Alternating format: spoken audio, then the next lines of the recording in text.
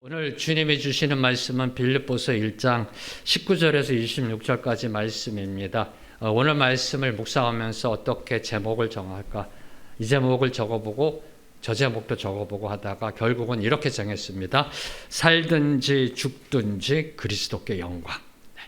살든지 죽든지 그리스도께 영광. 오늘 주시는 말씀의 주제입니다. 살든지 죽든지. 여러분은 지금까지 살아오시면서 살든지 죽든지 생사의 기로 앞에 서 보신 적 있으신지요? 살든지 죽든지 생명의 갈림길 앞에 서 보신 적이 있으신지요? 저는 이 질문을 던지면서 떠오르는 영화가 하나 있었습니다. 네, 타이타닉. 다 보셨나요? 네, 타이타닉 하면 어떤 게 떠오르세요? 이게 떠오르세요?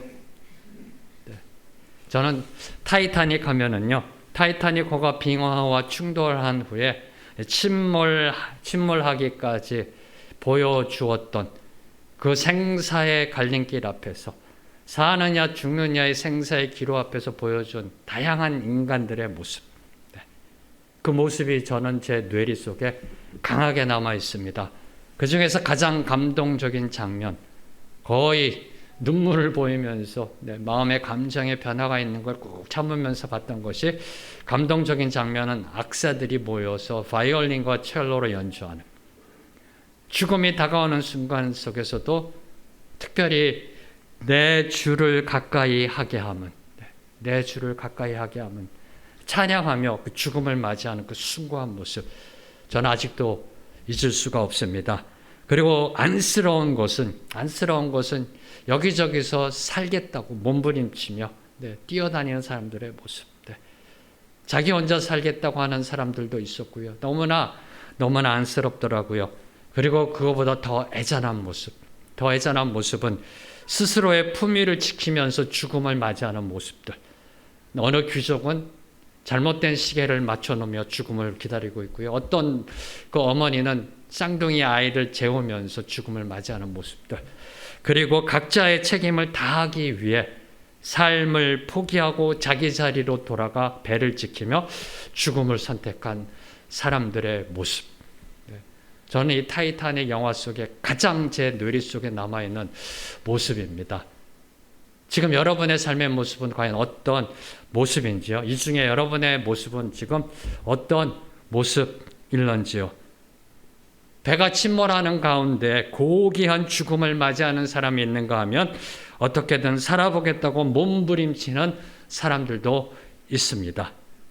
아마도 인간의 대부분은 후자일 겁니다. 살려고 애쓰는 사람들, 그들은 바로 저와 여러분의 이야기가 아닐런지요. 그래서 타이타닉이라는 그 영화는 우리의 기억 속에 남아있고요. 그리고 인류가 기억하고 있는 실화지만 그래도 영화로 만든 그 영화를 계속 역사 속에 남아있게 되지 않을까. 왜요? 저와 여러분의 이야기이기 때문에. 사람은 태어난 이상 언젠간 죽게 되어 있습니다. 그 누구도 예외 없이 죽게 되어 있습니다. 지금 여러분은 그 인생, 언젠간 죽을 인생 어떻게 살아가고 계신지요? 사도 바울께서는 아무런 잘못 없이 감옥에 투옥되셨습니다. 감옥에 갇히셨습니다. 그리고 어쩌면 죽을지도 모르는 그런 상황 가운데서도 살려고 몸부림치지도 않았으며 살려달라고 애원하지도 않았으며 난 아무런 죄도 없다고 변명하지도 않으셨습니다. 그리고 좌절하거나 절망하지도 않고요. 오히려 삶과 죽음을 초월한 신앙의 여유를 보여주고 계셨습니다. 지난주의 말씀 기억하실 겁니다. 마지막 말씀. 나는 기뻐하고 또한 기뻐하리. 어디서의 감옥 안에서. 그리스도가 전파되는 것이 너무나 좋아서 이로써 나는 기뻐하고 또한 기뻐하리라 선언한 사도 바울은 이제 19절을 보면은 앞으로 진행될 재판과 투옥 가운데 구원의 은혜가 임할 것을 확신합니다. 오늘 말씀 19절 말씀 함께 다 같이 읽겠습니다. 시작. 이것이 너희의 간구와 예수 그리스도의 성령의 도우심으로 나를 구원에 이르게 할 줄 아는 고로. 사도 바울은 자신을 향한 빌립보 성도들의 기도, 중보 기도와 성령님의 도우심으로 구원을 이루게 될 것을 안다라고 이야기하고 있습니다. 나를 구원에 이르게 할 줄로 안다라고 고백하고 있습니다. 그러면 사도 바울이 지금 말씀하시는 구원은 뭘까요? 저와 여러분이 일반적으로 알고 있는 그 구원일까요? 그러면 그 구원을 이루는데 왜 빌립보 교회 성도들의 중보 기도가 필요할까요? 이 구원은 과연 뭘 말씀하시는 거니까? 두 가지의 구원의 의미가 있습니다. 첫째는 바울은 자신이 석방되리라는 기대를 구원이란 단어로 표현하고 있는 겁니다. 지금 빌립보 교회 성도들이 사도 바울이 어떻게 기도하고 있을까요? 하나님, 우리 사도 바울 멋있게 순교당하게 해주시옵소서라고 기도할까요? 로마 법정의 칼날에 아무 변명 없이 뒷걸음치지 않고 멋있게 순교해서 우리에게 신앙의 본을 보여달라고 기도할까요? 아니요. 주님, 우리 사도 바울 선생님 아무 잘못도 없는데 석방시켜 주세요라고 기도하지 않을까요? 바로 그거. 바로 사도 바울의 석방의 구원을 이야기하고 있는 거고요. 두 번째로는 저와 여러분이 일반적으로 알고 있는 그 영적인 구원. 성령의 도우심으로 저 하늘 번향에 이르게 되는 영적 구원을 이루게 될 줄 안다라고 선포합니다. 사도 바울은 옥중 생활이 죽음으로 끝이 나던 영적 구원이 이루어집니다. 그리고 다시 자유의 몸이 되든 석방의 구원이 이루어집니다. 이 둘 다 자신의 구원으로 확신하며 어떤 고난도 복음의 실패가 아니라 구원으로 인도하는 축복임을 강조하고 있는 겁니다. 감옥 안에 갇히게 되어 있는 이 상황도 구원으로 이르게 되는 축복의 그 통로임을 선포하고 있는 겁니다. 석방되거나 죽게 되거나 다 구원의 은혜임을 선포한 사도 바울은 이제 20절부터 자신의 삶과 죽음을 두 가지의 관점에서 설명합니다.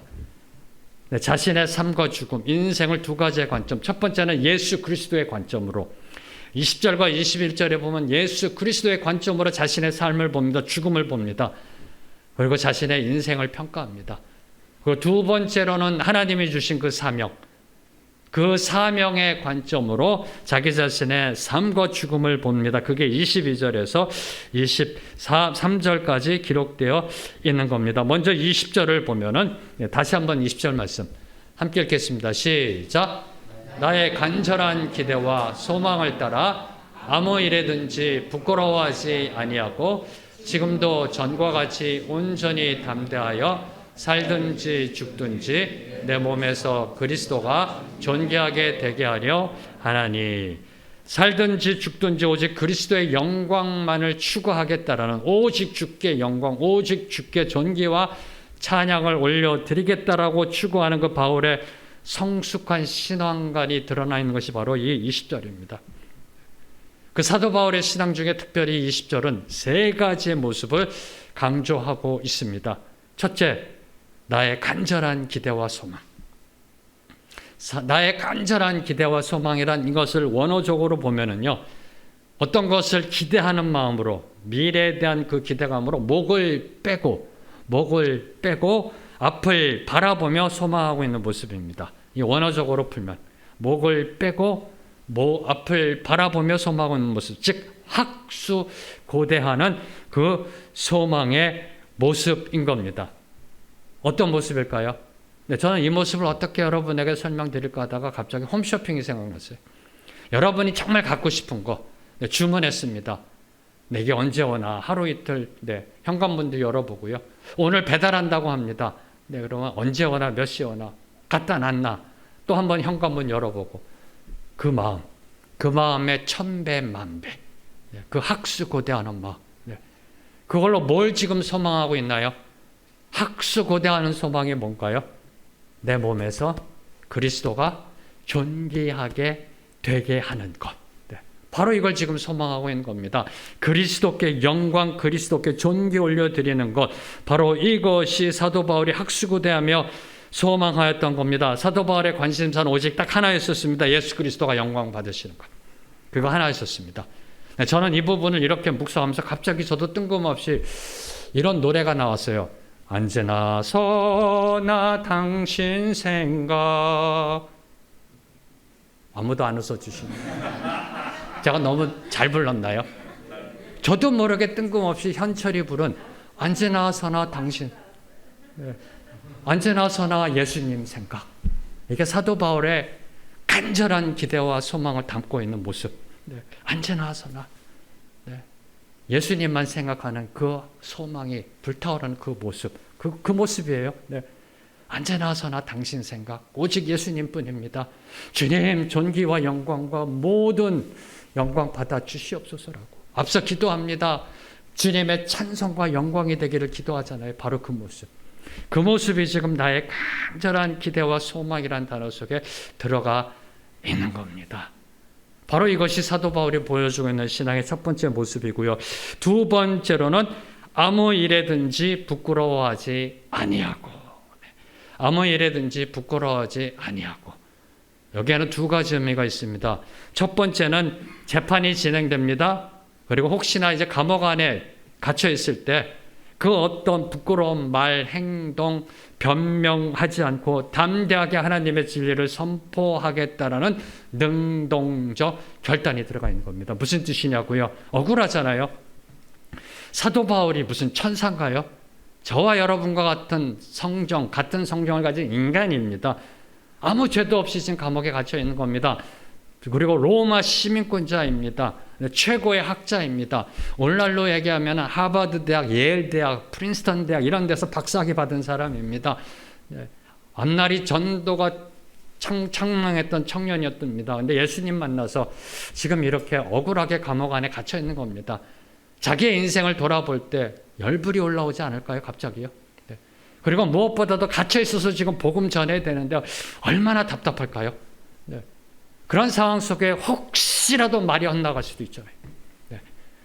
혹시라도 자기 지키는 그 군사에게 또는 옆에 있는 죄수에게 말이 헛나갈 수도 있고요. 잘못해서 변명할 수도 있고요. 잘못해서 억울한 걸 토로할 수도 있는 이런 것들을 자제하며 컨트롤하겠다는, 절제하겠다는 그 결단이 들어가 있는 겁니다. 재판이 진행되어질 때라도 절대로 변명하거나 절대로 부끄러운 수치스러운 모습 보이지 않겠다는 능동적 결단의 선포고요. 두 번째로 아무 일로서도 부끄러움을 당하지 않겠다라는 그 어떤 피동적인 것이 주어지더라도 부끄러움을 당하지 않겠다는 선포입니다. 두 가지 의미가 들어가 있는 겁니다. 아무 일에든지 부끄러워하지 아니하고는 능동적 결단, 부끄러운 행동하지 않겠다. 두 번째, 그 누군가가 나를 부끄럽게 해도 부끄러움 당하지 않겠다. 두 가지가 들어가 있는 겁니다. 자, 그럼 저와 여러분도요, 좀 남들한테 창피스러운 거, 남들한테 부끄러운 행동 하지 않겠다라고 결단할 수 있습니다. 그런데 다른 사람이 나에게 부끄러움을 주는 것까지는 저희가 막을 수가 없습니다. 그건 제 컨트롤 벗어나는 겁니다. 그럼 어떻게 사도 바울께서는 다른 사람이 나에게 부끄러움을 주고 수치를 주고 모욕을 주는데 부끄러움을 당하지 않을 수 있을까? 어떻게 부끄러움을 당하지 않을 수 있을까? 바로 이 부분입니다. 아무 일에든지 부끄러워하지 아니하고 어떻게 그게 가능할까? 히브리서 12장 2절 말씀. 히브리서 12장 2절 말씀. 똑같네요. 일부에서도 이게 늦게 나왔고요. 말씀이. 함께 읽겠습니다. 시작. 믿음의 주여 또 온전하게 하시는 이인 예수를 바라보자. 그는 그 앞에 있는 기쁨을 위하여 십자가를 참으사 부끄러움을 개의치 아니하시더니 하나님 보좌 우편에 앉으셨느니라. 잠깐 보여주세요. 네. 예수님은 지금 십자가에 달려 계십니다. 십자가를 참으십니다. 부끄러움을 개의치 아니하셨다고 합니다. He doesn't care. 부끄러움. 네. 어떤 shame도요, 부끄러움도요, 수치와 모욕도요, 개의치 않으셨다고 합니다. 왜요? 그 앞에 있는 기쁨을 보셨기 때문에. 그 기쁨을 누리고 계셨기 때문에. 어디서? 십자가 위에서. 그래서 히브리서 기자는 저와 여러분에게 이렇게 선포하는 겁니다. 믿음의 주여 또 온전하게 하신 예수를 바라보자라고 선포하고 있는 겁니다. 우리는 예수 그리스도를 믿는다는 이유로 부끄러움을 당할 수 있습니다. 부끄러움을 당할 수가 있습니다. 예수님처럼 수치와 모욕을 당할 수도 있습니다. 지금 교회는 세상에 부끄러움이 되어버렸습니다. 수치가 되어버렸습니다. 개독교란 이야기를 듣습니다. 그리고 이번 코로나로 인해서 민낯이 드러나서요, 온통 세상의 비난과 멸시를 받고 있습니다. 네. 언론이 앞장서서 교회의 민낯을 샅샅이 드러내고 있습니다. 우리의 수치와 모욕을 줍니다. 부끄러움을 당합니다. 이때 어떻게 해야 되나요? 이때 어떻게 해야 되나요? 어떻게 하면 사도 바울처럼 부끄러움을 당하지 않을 수 있을까요? 믿음의 주여 우리를 온전케 하신 이 예수를 바라보면 된다는 겁니다. 네. 사도 바울은 바로 이 진리를 깨달으셨던 겁니다. 감옥 안에서도 오직 예수 그리스도만을 바라보셨던 겁니다. 그 예수 그리스도는 어느 분이신가요? 십자가 위에서 십자가를 참으시고 십자가에서 부끄러움을 개의치 아니하신 분. 온갖 수치와 모욕과 조롱을 예수 그리스도에게 주었습니다. 심지어 뺨을 때리는 그런 모욕까지도 세상 사람들은 예수님께 행했던 겁니다. 그러나 예수님은 개의치 아니하셨던 겁니다. 개의치 아니하셨던 겁니다. 바로 그 예수 그리스도를 바라볼 때 우리는 부끄러움을 당하지 않게 되는 겁니다. 남들이 수치를 주던 말던 우리는 개의치 않고 오히려 그것을 기쁨으로 받아들여야 된다는 겁니다. 저는 이 말씀을 이렇게 묵상하면서 옛날에 한 목사님께서 설교하신 말씀이 생각났습니다. 왜 스트레스 받냐고. 기억나세요? 한 목사님 늘 그러셨어요. 왜 고난을 받냐고, 왜 스트레스 받냐고, 준다고 다 받냐고. 안 받으면 된다고 아주 쉽게 진리를 선포하셨습니다. 왜 부끄러움을 당하세요? 왜 수치를 당하세요? 예수 그리스도를 믿는다고 왜 모욕당하세요? 안 받으면 됩니다. 어린아이 그 옛날에 그 만화에 보면 있었잖아요. 반사하면 되잖아요. 바로 이겁니다. 바로 이겁니다. 사도 바울은 이 진리를 깨달은 겁니다. 남들이 예수 그리스도를 믿음으로 인해서 저와 여러분을 부끄럽게 하고 수치와 모욕을 줄 때 이렇게 하시면 됩니다. 예수님을 쭉 쳐다보시고요. 씩 웃는 겁니다. 씩 웃는 그 여유, 그 신앙적 여유가 지금 사도 바울에게 있는 겁니다. 얼마나 멋있는 인생일까요? 세상에 일희일비하지 않고요. 휘둘리지 않고요. 예수 그리스도를 바라보면서 씩 웃고 넘어가는 이 여유. 이 여유가 저와 여러분의 신앙이 되기를 선포합니다. 자, 이제 세 번째로 보면은 지금도 전과 같이 온전히 담대하여 나의 간절한 기대와 소망으로 학수고대하며 그리스도가 존귀함 받기를 원합니다. 그리고 아무 일에든지 부끄러움 당하지 않습니다. 왜? 그분 예수 그리스도를 바라보니까. 그러면서 이렇게 선포합니다. 지금도 전과 같이 지금까지 해왔듯이 온전하게 담대함으로 나아가겠다는 겁니다. 그 어떤 두려움도 없다라는 겁니다. 어디서요? 즉 감옥 안에서. 네. 그동안 사도 바울은 수많은 매를 맞았고요. 죽음의 고비를 넘기고요. 강도의 위험, 먹을 것이 없는 그런 고난을 겪습니다. 그 어떤 두려움도 눌림도 없이 늘 항상 변함없이 담대함으로 승리의 삶을 살아가겠다라는 선포입니다. 특별히 다메섹 도상에서 주님을 만난 그 초심, 진리를 만난 그 초심, 정답을 본 그 초심으로 지금 로마 황제 법정 앞으로 나아갈 때 담대하게 나아가겠다는 겁니다. 꿀리지 않겠다는 겁니다. 사랑하는 성도 여러분, 어깨 피십시오. 네. 사도 바울, 지금 감옥 안에 있는 사도 바울도 온전히 담대하게 그 당시 최고의 절대 권력자 로마 황제 법정 앞으로 나아가는데 뭐가 그렇게 눌리고 힘드세요? 어깨 피시고요. 담대하게. 바로 이 모습이 지금 사도 바울 모습 속에 있는 겁니다. 복음을 위해서라면 목숨까지도 내놓는 그 담대함.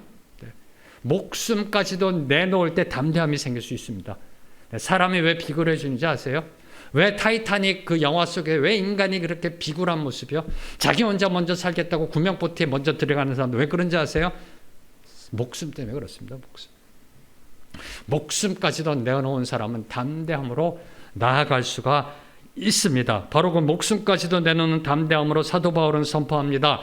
살든지 죽든지 내 몸에서 오직 그리스도만이 존귀하게 되기를 원한다라고 선포하고 있는 겁니다. 내 몸에서 오직 그리스도가 존귀하게 하려 하나니란 뜻은 만약에 재판 결과 석방이 된다면 다시 그리스도의 복음을 들고 나아가 그분께 영광 올려드리겠다는 겁니다. 하나님이 살아계심, 주님의 십자가가 진리임을 선포하겠다는 겁니다. 그러나 만약 사형에 처해지게 된다면 기꺼이 기쁨으로 순교의 제물이 돼서 주님께 돌아가겠다는 겁니다. 이것이 바로 그리스도께 그리스도만이 존귀하게 받는 그런 모습임을 선포하고 있습니다. 주님의 영광을 위해 목숨 내놓는 사람, 아니 죽음을 초월하며 살아가는 사람은 이렇게 선포합니다. 내게 사느니 그리스도니 죽는 것도 유익함이라. 21절 말씀입니다. 얼마나 멋있습니까? 내게 사는 것, 사는 분 예수 그리스도니 죽음도, 죽는 것도 유익하다. 이게 이해가 되세요? 이해가 되세요? 내게 사는 분 예수 그리스도니 내가 죽는 것도 유익하다. 유익하다. 내게 사는 것이 그리스도니 무슨 뜻일까요? 사도 바울은 어떤 마음으로 이걸 고백하고 있는 걸까요? 내게 사느니 그리스도니 우리의 삶의 근원이 예수 그리스도란 의미일까요? 단순히 그런 의미일까요? 아니요. 이 의미 속에는 24시간 삶 속에 그리스도가 꽉 차 있는 모습입니다. 이게 지금요. 내게 사느니 그리스도란 뜻은요. 우리의 삶 속에 그분이 꽉 차 있는 부분. 그래서 누군가가 지나가다가 지하철 타려고 누군가 살짝만 딱 건드려도 예수! 튀어나올 수밖에 없는 꽉 차 있어서 흔들려도 예수! 꽉 차 있었어요. 누가 건드려도 예수, 누가 말을 시켜도 예수. 꽉 차 있어서 이게 팽창해 있는 겁니다. 바로 이 모습이 내게 사느니 예수 그리스도라는 의미입니다. 다시 말해 갈라디아서 2장 20절에 사도 바울이 고백한 이제는 내가 사는 것이 아니요 오직 내 안에 그리스도께서 사신 것이란 바로 그 고백입니다. 아직도 감이 안 잡히세요? 표정들이 아직도 그러신 것 같아요. 이걸 다시 설명하면은 바울의 인생의 모든 것이 그리스도에 의한 그리스도를 위한 것이라는 겁니다. 많이 들어보셨나요? 네. Of the Christ, by the Christ, for the Christ. 링컨이 게티스버그에서 했던 스피치. 네. 네. 링컨이 할 때는 예수님이 아니라 사람이었죠. people. 네. 국민에 의한, 국민을 위한. 네. 바로 이 모습입니다. 네. 그리스도에 의한, 그리스도를 위한 인생이라는 겁니다. 자기 자신의 인생. 이것이 바로 내게 사느니 그리스도라고 선포한 겁니다. 바울에게 사도 바울은 존재하는 이유이자 목적이었던 겁니다. 사랑하는 성도 여러분, 이런 사람만이 이렇게 선포합니다. 죽음도 유익하다. 이런 사람만이 죽음도 유익하다라고 선포하는 겁니다. 사랑하는 성도 여러분, 여러분은 지금 어떠신지요? 예수 그리스도를 위해 목숨까지 내놓으실 수 있으신지요?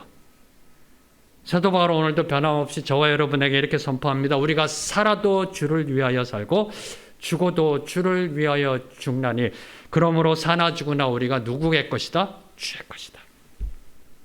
로마서 14장 8절 말씀.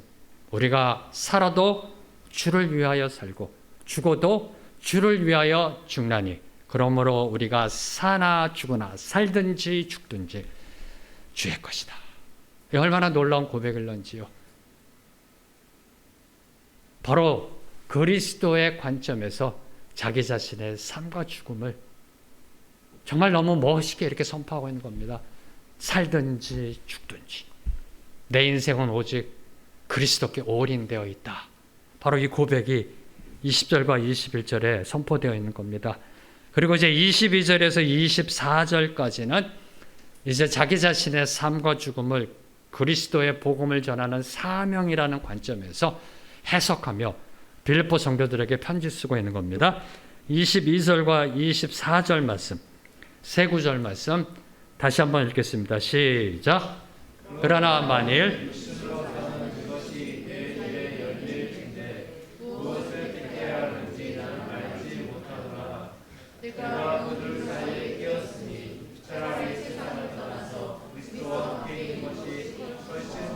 좋은 일이라 그렇게 하고 싶으나 내가 육신으로 있는 것이 너희를 위하여 더 유익하니라. 앞서 바울은 이렇게 선포합니다. 죽는 것도 유익함이라. 죽는 것도 유익함이라. 그리고 이제 23절에서 세상을 떠나 그리스도와 함께 있는 것이 훨씬 더 좋은 일이다. better by far. 훨씬 더. more far. 훨씬 더 좋은 일이다라고 선포합니다.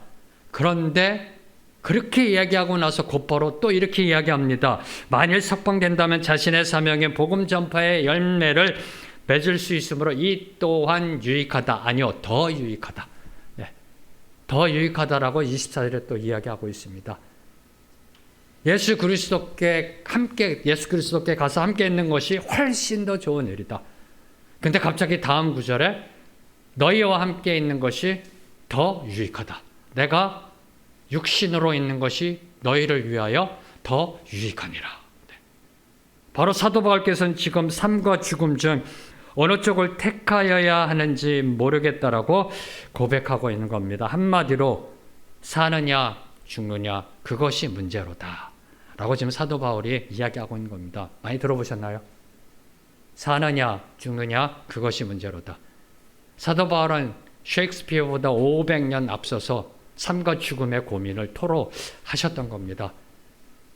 햄릿을 보면은 셰익스피어가 쓴 햄릿을 보면은 햄릿이 독백합니다.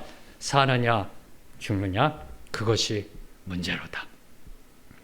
그 덴마크 왕자였던 햄릿은요, 자기 자신의 아버지가 살해당하고 어머니가 숙부인 클로디어스와 재혼하자 현실을 증오하며 분노 속에 살아갑니다. 그러다가 자기 아버지를 살해한 자가 숙부인 클로디어스라는 걸 알게 되고서 복수의 칼을 갈기 시작합니다. 이게 바로 햄릿의 내용입니다. 근데 햄릿의 내용을 한마디로 요약한다면은 그 복수를 위해 살던 햄릿은 결국 복수 때문에 죽습니다. 그 이야기는. 그리고 욕심에 매여서 자신의 형을 살해하고 왕위를 찬탈했던 클로디어스 또한 그 욕심을 버리지 못해 죽습니다. 이것이 햄릿이 보여주고 있는 겁니다. 복수를 향해 걸어가던 삶은 복수 때문에 죽고요. 그리고 욕심으로 걸어가던 삶은 욕심 때문에 죽었다라는 것이 햄릿이 이야기하고 있는 겁니다.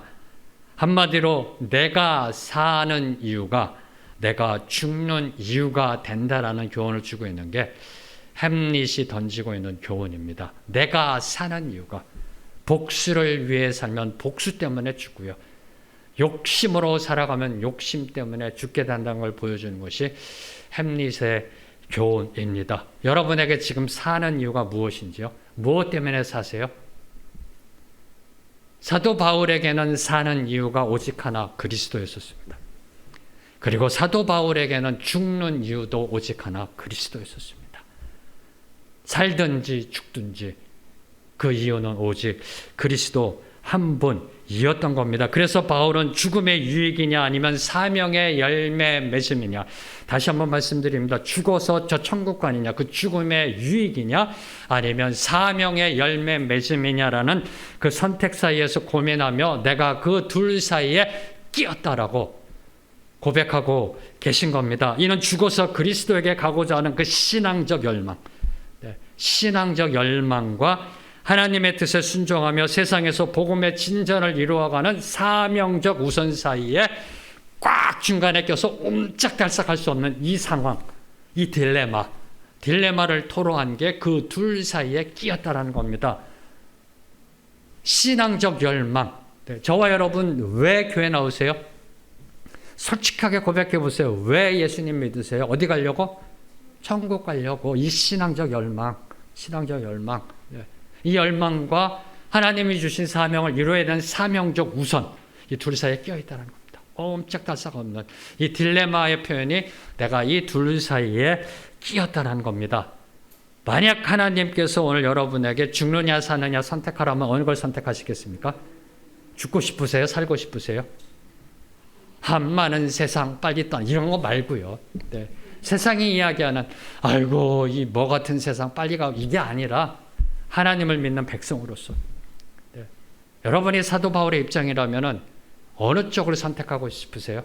죽고 싶으세요? 살고 싶으세요? 사도 바울은 고린도 교회에 보낸 편지에서도요, 이 세상을 떠나고 싶다라고 소망합니다. 고린도 교회에 보낸 편지에서도 고린도후서 5장 8절에 보면은 우리가 담대하여 원하는 바 조금도 흔들림 없이 소망하는 것, 한치의 흔들림도 없이 한치의 거짓도 없이 내가 원하는 것은 차라리 몸을 떠나 주와 함께 있는 것이다. 쉽게 말하면 빨리 죽고 싶다. 빨리 죽고 싶다. 자, 그러면 사도 바울은 왜 그리도 그토록 죽기 원했을까요? 오늘 빌립보 교회에 보낸 편지 23절에 보면 차라리 세상을 떠나서 그리스도와 함께 있는 것이 훨씬 더 좋은 것이다. 고린도 교회를 향해서는 차라리 몸을 떠나 주와 함께 있고 싶다라고 이야기합니다. 왜 그리도 빨리 죽고 싶어 했을까요? 고린도후서 12장 2절 말씀. 네, 고린도후서 12장 2절 말씀 함께 읽겠습니다. 시작. 내가 그리스도 안에 있는 한 사람을 아노니 그는 14년 전에 셋째 하늘에 이끌려간 자라. 그가 누굴까요? 계속 읽겠습니다. 그가 몸 안에 있었는지 몸 밖에 있었는지 나는 모르거니와 하나님은 아시느니라. 바로 14년 전에 어떤 사람이 셋째 하늘나라에 갔다 왔다라고 합니다. 그가 바로 사도 바울입니다. 사도 바울. 왜 그리도 죽고 싶어 했을까요? 천국을 보았기 때문에. 천국을 보았기 때문에. 저와 여러분이 그렇게 가고 싶어하는, 왜 교회 나오세요? 천국 가려고. 그 천국을 보았기 때문에, 천국을 맛보아 알기 때문에 그리도 빨리 가고 싶어 한 겁니다. 선지자 에스겔, 이사야, 스데반 집사가 본 천국. 선지자 에스겔과 선지자 이사야는 하늘 영광의 보좌를 봅니다. 환상으로. 스데반 집사는 죽어가는 과정 속에 하늘 문이 열리고 예수 그리스도가 서 계신 것을 봅니다. 그리고 사도 바울께서 갔다 오신 그 천국, 그 천국에 있음을 믿으시는지요? 별로 아멘을 그렇게 안 하세요? 네. 저는 북극에 못 갔다 왔습니다. 아직 북극. 남극, 북극 갔다 오신 분 계세요? 북극, 남극? 저는 북극, 남극이 있는 줄 믿습니다. 왜요? 갔다 온 사람이 있으니까. 북극과 남극은 있습니다. 절대 변하지 않는 사실입니다. 갔다 온 사람이 있으니까. 저는 아직 천국을 못 갔다 왔습니다. 하나님이 아직 저에게 천국의 환상은 보여주지 않으셨습니다. 그러나 믿습니다. 목숨 걸고 믿습니다. 왜요? 갔다 온 사람이 있으니까. 네. 갔다 온 사람이 계시니까. 수많은 사람들이 갔다 왔다 증언하니까. 이미 소천하신 저희 할아버님께서도 60대 갔다 오셔서 저에게 말씀해 주셨고요. 네. 앞을 못 보시는 저희 할아버님. 네. 10대 후반에 어떤 병으로 인해서 눈 앞을 못 보시게 되고, 그래서 이제 예수님을 만나셨는데 60대쯤 되셔서 저 하늘 갔다 오시는 환상을 보시고 저에게 말씀해, 전 아직도 잊어버릴 수가 없습니다. 수많은 사람들이 천국에 갔다 왔습니다. 저는 북극을 못 갔다 왔습니다. 그러나 북극이 있다는 건 믿습니다. 왜? 갔다 온 사람들이 있으니까. 전 천국을 갔다 오지 못했습니다. 그러나 천국이 있으면 믿습니다. 왜? 천국을 갔다 온 사람들이 있으니까. 그래서 여러분들에게요, 이걸 어떻게 설명해 드릴 수 있을까 해서 동영상을 찾아봐서 좀 보여드리고 싶다 해서 찾아봤는데, 야, 천국 갔다 온 사람들이요, 단 3분, 5분으로 이야기를 끝낼 수가 없습니다. 1시간, 2시간. 그래서 여러분에게 숙제로 드립니다. 인터넷 들어가셔서 천국 경험, 천국 간증 쳐보세요. 수많은 사람들이 갔다 온 간증들이 있습니다. 수많은 사람들이 천국을 갔다 왔다라고 합니다. 그래서 저는 믿습니다. 물론 성경을 믿습니다. 말씀대로 믿지만 수많은 사람들이 갔다 왔기 때문에, 바로 이 천국을 사도 바울께서 갔다 오셨기 때문에 빨리 죽고 싶은 겁니다. 봤으니까. 거기가 얼마나 좋을까요? 천국 갔다 오신 분들이 모두 동일하게 얘기하는 건 너무 좋답니다.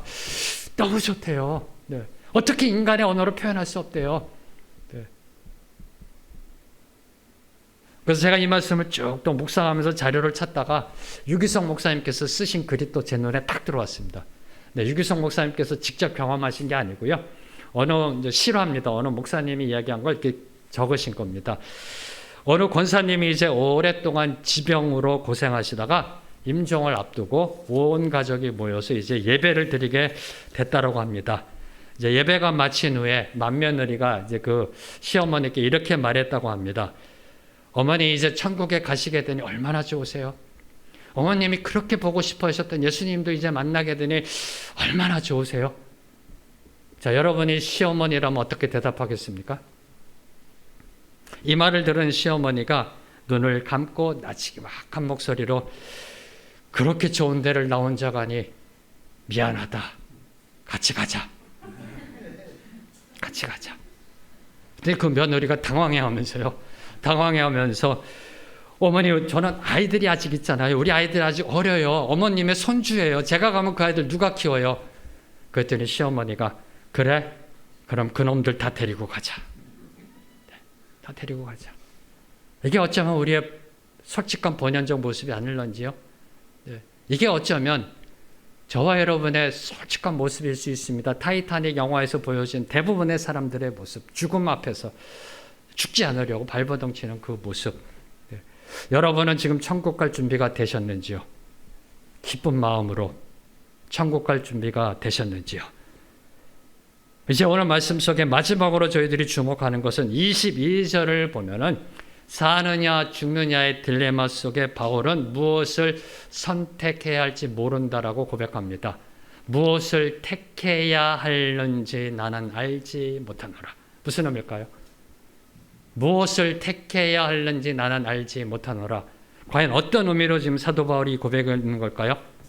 죽느냐 사느냐의 선택권은 인간에게 있는 것이 아니라 하나님께 있다라는 겁니다. 나는 알지 못한다. 내가 죽을지 살지 나는 알지 못한다는 겁니다. 네. 그 선택권은 오직 하나님께 달려있음을 선포하는 것이 내가 그 둘 사이에 끼었는데 무엇을 택해야 하는지 나는 알지 못한다. 오직 주님만이 생사의 주권을 쥐고 계시다라는 그 선포입니다. 생으로 가던 사로 가던 주님께 순종하며 영광 올리겠다라는 사도 바울의 선포입니다. 그런데 하나님은 바울에게 죽느냐 사느냐의 문제 중에 사느냐를 선택해 주신 겁니다. 네. 사느냐를 선택해 주신 겁니다. 그래서 25절과 26절을 보면 사도 바울은 저 천국 본향으로 돌아가고 싶은 열망, 예수 그리스도와 함께 있고 싶을 그 열망을 잠시 내려놓습니다. 잠시 내려놓고 하나님의 뜻에 순종합니다. 다시 석방되어 빌립보 성도들과 함께 거할 것을 확신하며 선포하였던 겁니다. 나의 살 것과 25절은 나의 살 것과 내가 석방되어져서 너희 믿음의 진보, 내가 다시 석방되면 너희들의 믿음의 진보가 이루어진다. 더 복음의 진리를 선포함으로 너희에게 더 유익이 된다. 그래서 기쁨이 이루어질 것이다. 나의 살 것과 너희 믿음의 진보와 기쁨을 위하여 너희 무리와 함께 거할 이것을 내가 확실히 안다라고 선포하게 된 겁니다. 한마디로 사도 바울에게는 아직 이 땅에서 이루어야 할 사명이 남아 있었던 겁니다. 아직 이 땅에서 이루어야 할 사명이 남아 있어서 아직 하나님이 그를 부르지 않으신 겁니다. 네. 3년 전에 저는 우연치 않게 건강검진을 하고서요, 네, 심장에 특별히 이 관상동맥에 석회질이 있다라는 그런 판결을 받습니다. 대수롭지 않게 여기고 있다가 우연치 않게 정밀 검사를 받게 됩니다. 우연치 않게, 그것도 타이에 의해서. 타이에서 어느 목사님이 그 내용을 알고 타이에 의해서 병원에 연락해서 예약을 잡아주고요. 그래서 어쩔 수 없이 이제 병원에 가서 정밀 검사를 받습니다. 받는데 단계가 올라가기 시작합니다. 이상하다. 좀 더 자세히 봐야 되겠다. 그러면서 결국은 스탠드까지 시술하게 되는. 정밀 검사하다가 스탠드까지 시술하게 됐습니다. 그때 수술을 하셨던 그 의사 선생님이 저에게 이렇게 질문하시더라고요. 혹시 빨리 걸으면 아프지 않았냐고. 산에 오르면 통증이 없었냐고. 아니요. 상당히 위험했습니다. 관상동맥을, 심장의 3개의 관상동맥이 다 막혀 있었다고 합니다. 갑자기 어느 날 생을 마감할 수 있는 그런 위험한 상황이었다고 합니다. 그래서 하나는 스텐트를 시술하고요, 하나는 풍선 효과로 뚫고요, 하나는 약으로서 해결할 수밖에 없다라고 말씀하시더라고요. 그리고 아무런 준비도 없이 갔기 때문에 뭐 속옷도 없고요, 성경책도 못 갖고 가고 하룻밤을 병원에 이제 입원할 수밖에 없는. 왜요? 스텐트 시술을 했으니까.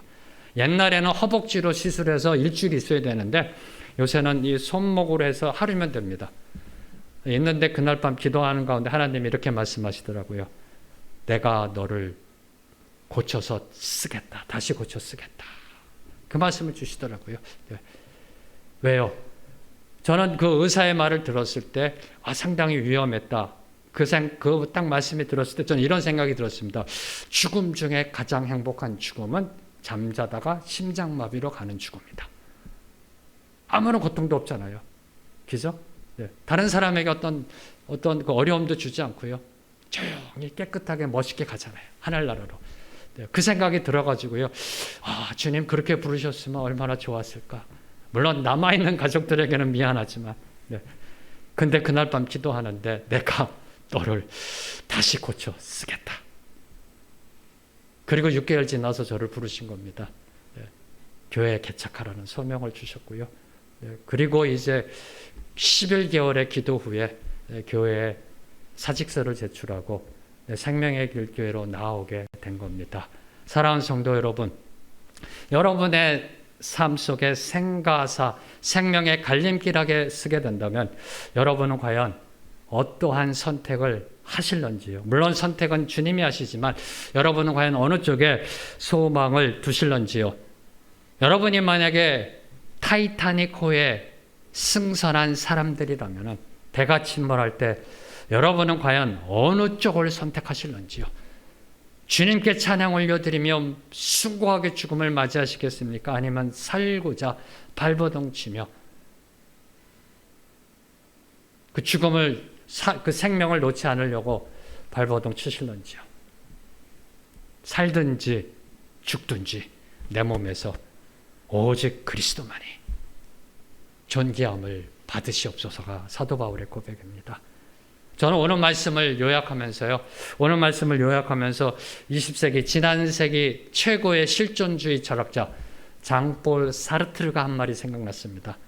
사르트르가 이렇게 얘기했습니다. 저와 여러분의 인생을 이렇게 한마디로 요약합니다. 인생은 영어 알파벳 B와 D의 C다.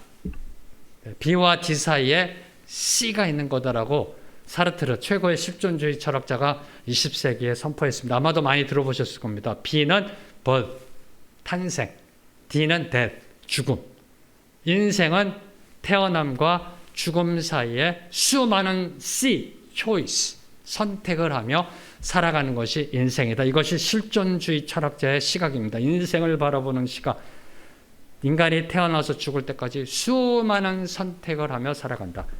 사도 바울 또한 저와 여러분의 인생을 B와 D 사이에 C다라고 선포합니다.